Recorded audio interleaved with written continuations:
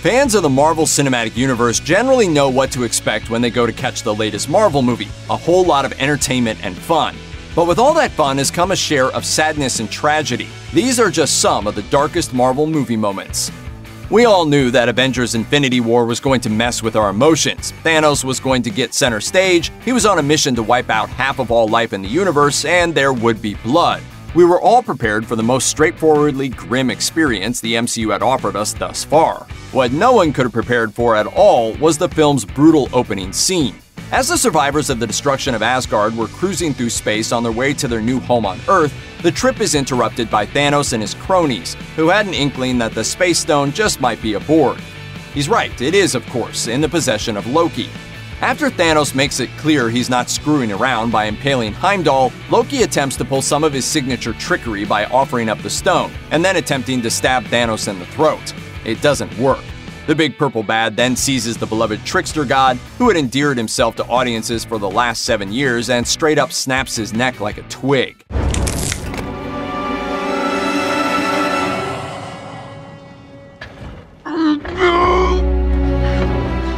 Now that's cold-blooded. One of the more intense moments in Captain America Civil War comes after Tony Stark's MIT presentation. Stark is cornered while waiting for an elevator by a woman named Miriam, the mother of a young man who was killed during the Avengers battle with Ultron in Sokovia.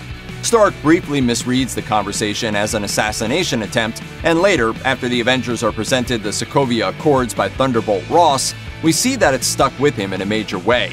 As team members debate their response to the Accords, Steve Rogers notes that Stark's uncharacteristic silence likely means he had already made up his mind, and boy is he right. After cracking a few uneasy jokes while calling up a photo of a young man, Stark explains, "He decided to spend his summer building sustainable housing for the poor, guess where? Sokovia. He wanted to make a difference, I suppose. I mean, we won't know because we dropped the building on him while we were kicking ass." These last two words were delivered with an immovable contempt that would soon collide with Cap's unstoppable ideals, and Stark's jaw-dropping speech convinced half the team in that one moment. It's gotta suck to find out that the father of your date for the big dance is a supervillain who sells alien weapons to the highest, slimiest bidder. It's gotta suck even more when said date casually blabs key details of your activities that clue dear old dad into the fact that you're the web-slinging hero who has been a huge pain in his rear for the last couple of weeks. When Adrian Toomes sends his daughter Liz on into the dance so he can give Peter Parker the dad talk in Spider-Man Homecoming, we have an idea what's coming, but it's still brutal. He starts off by acknowledging that Peter had saved his daughter's life, which is why he decided to give Peter one chance. What a generous guy. Then, displaying his understanding of just how important family really is, Toomes went for the throat, threatening to kill Peter and everyone he loves if he got in the way. "I'll kill you dead. That's what I'll do to protect my family, Pete. You understand?" He then forces the skinny teen to thank him for saving his life, which probably gave a whole legion of unbalanced dads new material for prom night.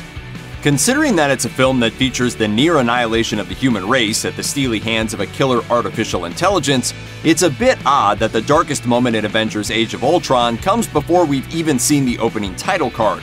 During the team's successful raid of a Hydra compound where Loki's scepter and the Mind Stone within it are being kept, the Avengers get a sneaky surprise from Pietro and Wanda, aka Quicksilver and Scarlet Witch. As Pietro knocks around Hawkeye and Cap, Wanda discovers Tony Stark, who had infiltrated the conquered compound, had eyes on the scepter. She uses her powers to show him a really disturbing vision. Stark sees the Earth decimated, the Hulk struggling for life, and Thor and Black Widow dead as doorknobs. Captain America's shield lays busted in half with Cap unconscious nearby, and as Stark goes to check his pulse, he awakens and utters words that would haunt Stark for the rest of his life. "You could have saved us." Then he dies, but his voice continues to implore, asking, quote, "Why didn't you do more?" Stark soon snaps out of it and seizes the scepter. But years later, this incident would doubtlessly inform all of his future decisions, including his sacrifice at the climax of Endgame. The very first MCU flick, Iron Man, pulls a neat trick in the slow reveal of its true villain. It's established early on that Howard Stark is no longer around, Tony's having kind of a tough time shouldering his legacy, and that Obadiah Stane has sort of stepped into the role of mentor and father figure for Tony. Plus, he's played by Jeff Bridges, the Dude, for crying out loud. You got the wrong guy. I'm the Dude, man. How could the Dude turn out to be the evil one in a movie where terrorists were forcing people to build weapons of mass destruction under threat of death and attempting the wanton slaughter of civilians? But oh, Stane was indeed an evil dude. Enough so that even the lead terrorist, Raza, paid with his life for trusting the guy. On a fact-finding mission to the Middle East, Raza presents Stane with the remains of Stark's Mark I armor, hoping he'd be repaid with, quote, a gift of iron soldiers. Perhaps their common baldness lulled Raza into a false sense of security because he totally fails to see the double cross coming. Stane incapacitates him before having his men snatch the armor and kill everybody. Our first indication that not only were his intentions less than noble, they were downright dastardly. Eric Killmonger Stevens is among the MCU's greatest villains due to his interesting and complex motivations and host of relatable qualities. How do you think your ancestors got these? You think they paid a fair price?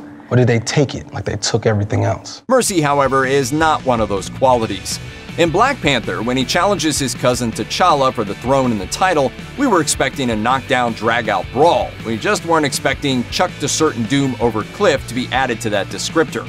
Although T'Challa proves formidable, even stripped of the powers afforded him by the heart-shaped herb, it seems like Killmonger simply wanted it more. After beating the ever-loving snot out of his relative, the man upon whom the notoriously badass Navy SEALs bestowed the nickname Killmonger shows us all why he deserved that title. He hoists T'Challa over his shoulders and, in front of the king's friends, family, countrymen, and presumably the spirits of his ancestors, flings him over the edge of a cliff to the rocky riverbed below. Although he survives, barely, we'll never be able to unsee the look on poor Shuri's face when her beloved brother gets the ultimate heave-ho. We have to go now! Queen Mother, let's go! Some said that a weird comedic space opera featuring a super-ripped Chris Pratt, a talking raccoon, and a living tree could never work. They said that Marvel had finally bitten off more than it could chew, and that Guardians of the Galaxy was destined to be the studio's first flop. Instead, the 2014 film became another huge hit, and more than any previous MCU effort, a heaping helping of fun, with some genuinely emotional moments tossed in for good measure. Of course, one of those emotions is wrenching anguish, because Guardians is the happiest, goofiest film to ever begin with a woman painfully dying of cancer right in front of her young son. Peter. Pete, come on. Take my hand. The flick's opening goes a long way toward establishing the deep sadness underneath the cocky, wisecracking exterior of Peter Quill, and it also went a long way toward making us wonder if we had wandered into the wrong theater. It was certainly a bold narrative choice, and it paid off in the film's climax, when Quill has a vision of his dying mom while grasping the Power Stone, a scene which jerked all of the tears. But after the absolutely brutal opening, it's kind of a wonder that anyone stuck around for all the fun. When it comes to family, Peter Quill just cannot catch a break. His surrogate father figure, Yondu, spent most of his appearances in Guardians reminding Quill that, after scooping him up from Earth the night of his mother's death, he had been this close to literally feeding the young boy to his buddies. I saved your life! Oh, will you shut up about that? Gosh! 20 years you've been throwing that in my face!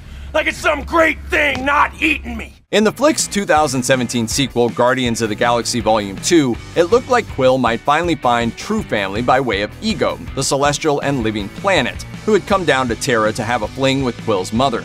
But as his dad was in the middle of infusing him with the power of the Celestials, he casually dropped a ridiculous hurt bomb, specifically the fact that he loved her, but he loved his mission more, and because of that, he needed to be rid of her. It broke my heart to put that tumor in her head.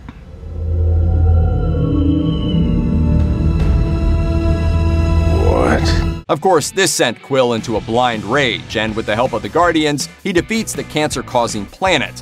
His heart is then healed a bit by Yondu, who turns out to have been a big old softie when he rescued Quill from certain death and delivered the iconic line. He may have been your father, boy, but he wasn't your daddy.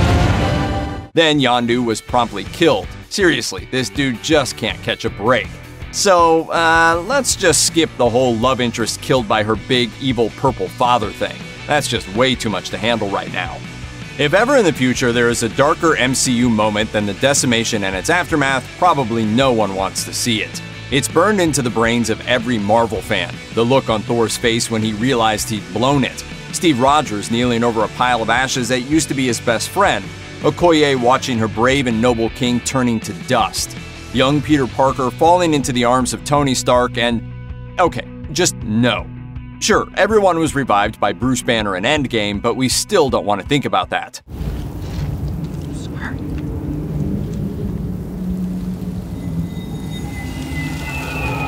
But the real darkest part, literally and figuratively, is when Thanos basks in his victory on that farm planet and then cut to black. That's all, folks, movie over.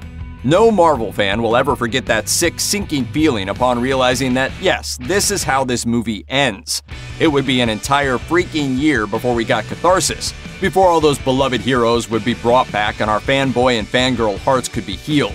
It was the single most traumatizing thing Marvel Studios ever did to us. But as long as they keep the awesome movies coming, perhaps we can learn to forgive in time. Check out one of our newest videos right here, plus even more grunge videos about your favorite stuff are coming soon. Subscribe to our YouTube channel and hit the bell so you don't miss a single one.